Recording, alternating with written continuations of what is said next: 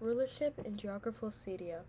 During the tribal immigration, some branches of the Qudaa tribe reached the borders of geographical Syria, where they settled down. They belonged to the family of Suleh, known as Ad-Daja'imah. The tribes of Qudda were used by the Byzantines in the defense of Byzantine borders against both Arab Bidun raiders and the Persians. A king was in charge of them. A king was put in charge of them. One of their most famous kings was Ziyad bin al-Habula. They enjoyed autonomy for the considerable phase of time that lasted from the beginning of the 1st century at near end of the 2nd century CE. Their authority, however, ended upon defeat by the Ghassanians, who were consequently granted the proxy rulership over the Arabs of Syria and Dumatul Jandal as their headquarters, which lasted until the Battle of Yarmouk in the year 13 AH. Their last king, Jabala bin al-Ayhum, embraced Islam during the reign of the chief of the believers, Umar bin al-Khattab. Rulership in Hijaz. Ismail alayhi salam administered authority over Mecca as well as custodianship of the Kaaba throughout his lifetime. Upon his death at the age of 137, two of his sons succeeded him, Nabit then Qidar. It also said that they were opposite in order. Later on, their maternal grandfather, Mudud bin Amr al-Juhrim, took over, thus transferring rulership over Mecca to the tribe of Jurma, preserving a vulnerable position. Very little authority remained for Ismail's sons, even though they held a sacred status since it was their father who built the Kaaba. Time passed without the situation of the children of Ismail alayhi salam changing until the rule of Jurhum declined prior to the invasion of Bukhtansar. The political role of Anadanides had begun to gain firmer ground in Mecca, which would be clearly asserted to by the fact that upon Bukhtanasar's first invasion of the Arabs in Datiq, the leader of the Arabs was from the Adanides, not from the Jurham. Upon Bukhtanasar's second invasion in 587 CE, however, the Adanides were frightened out of Yemen, while the Israelites proclaimed Prophet Burkhia fled to Syria from Haran with Ma'ad. But when Bukhtansar's pressure lessened, Ma'ad returned to Mecca to find none of the tribe of Jurham except Jursham bin Jalamah, whose daughter Mu'na was given to Ma'ad as a wife. She later had a son by the name of Nazar. On account of the difficult living conditions and poverty prevalent in Mecca, the tribe of Jurhum began to treat visitors to the Kaaba poorly and seized its funds by force. This aroused resentment and hatred of the Adanis, son of Bakr bin Aban Manif bin Kina. They, with the help of the tribe of Khuzza that had come to settle in the neighboring area called Mar Azazarah, invaded Jurhum and chased them out of Mecca. Rulership was left out to Khuzza in the middle of the 2nd century CE upon leaving Mecca. Jurhum filled up with the well of Zamzam, leveled its place, and buried a great many things in it. Amr bin al-Harith bin Mu'ud al-Juhi was reported by Ibn Ishaq to have buried the 2 gold deer of the Kaaba together with the black stone in the Zamzam well. After sealing it up, he and those with him escaped to Yemen. Ismail's period is estimated to have lasted for 20 centuries BC. It means that the Jurhum stayed in Mecca for 21 centuries and held rulership there for about 20 centuries. Upon the defeat of Jurhum, the tribe of Khuzza monopolized rulership over Mecca. Other tribes, however, enjoyed 3 privileges. first leading pilgrims from Arafat to Muzdalifah and during the rites of Minna on the day of sacrifice. This was the authority of the family of Al-Ghawth bin Murah, descendants of Ilas bin Mudar, who were called Suffah. This privilege meant that the pilgrims were not allowed to throw stones at Al-Kaaba until one of the men of the Suffah did so. When they finished stoning and wanted to leave the valley of the Minna, the Suffah men stood on two sides of Al-Kaaba, and nobody would pass that position until the men of the Suffah passed and cleared the way for the pilgrims.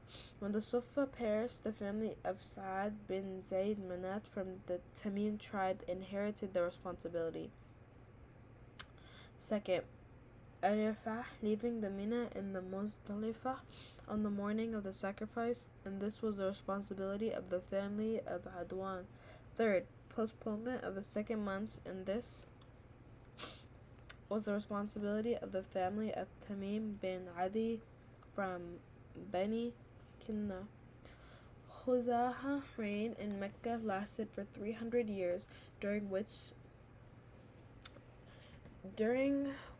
the Adenids spread over Najd and the sides of Bahrain and Iraq, while small branches of the Quraysh remained on the sides of Mecca. They were the Halul, Sarim, and some other families of Kinna. They enjoyed no privileges over Mecca or the sacred house until the appearance of Qusay and Kilab. Qusay's father is said to have died when he was still a baby, and his mother subsequently married Rabi'an bin Haram from the tribe of Bani Udra. Rabi' took his wife and her baby to his homeland, to the borders of Syria.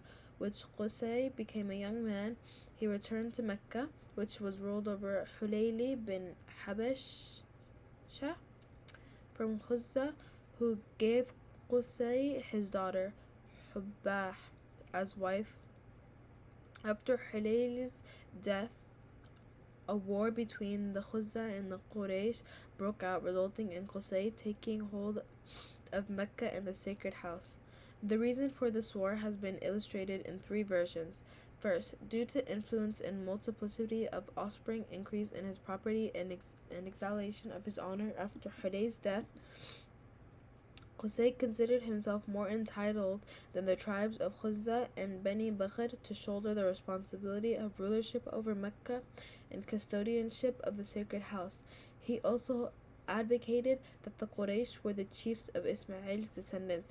He consulted Quraysh and Kinna to expel Khuzza and Bani Bakr from Mecca, and they supported him.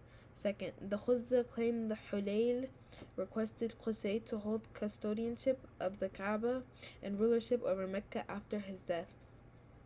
Third, Hulayl gave the right of the Kaaba service to his daughter Hubba and appointed Abu Ghubsan al-Khuzai to function as her agent thereof. Upon Hulayl's death, Qusay bought this right for a leather bag of wine, which aroused dissatisfaction among the men of the Khuzza, and they tried to keep the custodianship of the sacred house away from Qusay.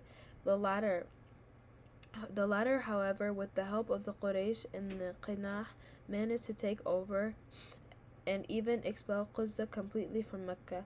Whether the truth might have been the entire affair resulted in Sufa being deprived of their privileges, the evacuation of Quzza and Bakr from Mecca, the transfer of rulership over Mecca, and the custodianship over the holy sanctuary to Qusay, the matter was resolved after fierce wars between the Qusay and Quzza, inflicting heavy casualties on both sides. Retaliation and abrogation of Yamud bin Auf from the tribe of Bakr, his judgment entitled eligibility of Qusay's rulership over Mecca and custodianship of the sacred house. Qusay's absolution responsibility for the bloodshed of Khuza'ah and imposition of the blood money of Khuza'ah and Banu Bakr. Qusay's reign over Mecca and the sacred house began in 440 CE and allowed him and the Quraysh after him absolute rulership over Mecca and undistributed custodianship of the sacred house, which the Arabs from all over Arabia came to pay homage. Qusay brought his kinspeople to Mecca and allocated them, allowing Quraysh some dwellings there. And Nus'a, the families of Safwan, Adwan, Murah bin Auf preserved the same rights they used to enjoy before his arrival. A significant achievement created to Qusay was the establishment of a Nadwa house, an assembly house, on the northern side of Al-Kaaba to serve as a meeting place for the Quraysh. This was very beneficial for the Quraysh because it secured unity of opinions among them and cordial solutions to their problems. Qusay enjoyed the following privileges of leadership and honor. 1. Presiding over Nadwa house meetings, consulting relating to serious issues were conducted there and marriage contracts were announced. The war standard. 2. The war standard. There could be no declaration of the war except with his approval or the approval of one of his sons. 3. Caravan leader. He was the commander of all caravans. No caravan from Mecca could depart, be it or for trade or otherwise, except under his authority or the authority of one of his sons. 4. Doorkeeper of the Kaaba. He was the only one eligible to open its gates and was responsible for its service and protection. 5. Providing water for the pilgrims that would fill between sweetened with dates or raisins for the pilgrims visiting Mecca to drink. 6. Feeding pilgrims. This means baking the food for pilgrims who could not afford it. Quraysh even imposed an annual land tax for food on the Quraysh paid at the season of pilgrimage. It is noteworthy, however, that Qusay singled out Abd Manaf, a son of his, for honor and prestige, though he was not his eldest son, who was Abd-Dar, and entrusted him with such responsibilities such as chairing the meetings of a Nadwa house, custody of the standard, the doorkeeping of Al-Kaaba, providing water and food for the pilgrims, due to the fact that Al-Qusay's actions were regarded as unquestionable and his orders inviolable. His death did not give rise to conflicts among his sons.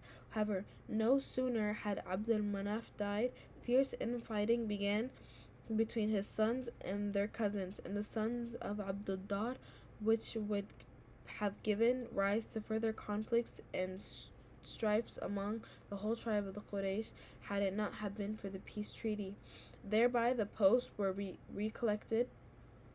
relocated to reserve the rights of feeding and providing water for the pilgrims and the sons of Abd Manaf, while Nadwa house, custody of the standard and the doorkeeping of Al-Kaaba were maintained for the sons of Abd-Dar. The sons of Abd Manaf, however, cast lots for their change. Consequently, they left the charge of providing food and water to Hisham bin Abd Manaf, upon whose death the charge was to be taken over by his brother Al-Muttalib bin Abd Manaf. After him, it was taken Abdul Muttalib bin Hashim, the Prophet's grandfather. His sons assumed the position until the rise of Islam, during which Abbas bin Abdul Muttalib was in charge. Many other pots were distributed among the Quraysh for establishing the pillars of a new Qusay democratic state, with the government's office and councils similar to those today. Some of these posts are enumerated as follows. 1. Casting lots for the idols who were located in Beni Jumma. 2. Keeping record of the offers and sacrifices. Settlements of the disputes and relevant issues were to lie in the hands of Beni Saham. 3. Consultation was to go to Beni Asad. 4. Organization of blood money and fines with Beni Taim. 5. Bearing the national banner was with Beni Umayyah. 6. The military institute. Footmen and cavalry would be the responsibility of Beni Makhzum. 7. Beni Adi would function as foreign ambassadors. Rulership in Pan-Arabia. We have previously mentioned the Khatanide and the Adnide emigrations and the divisions of Arabia between the two tribes.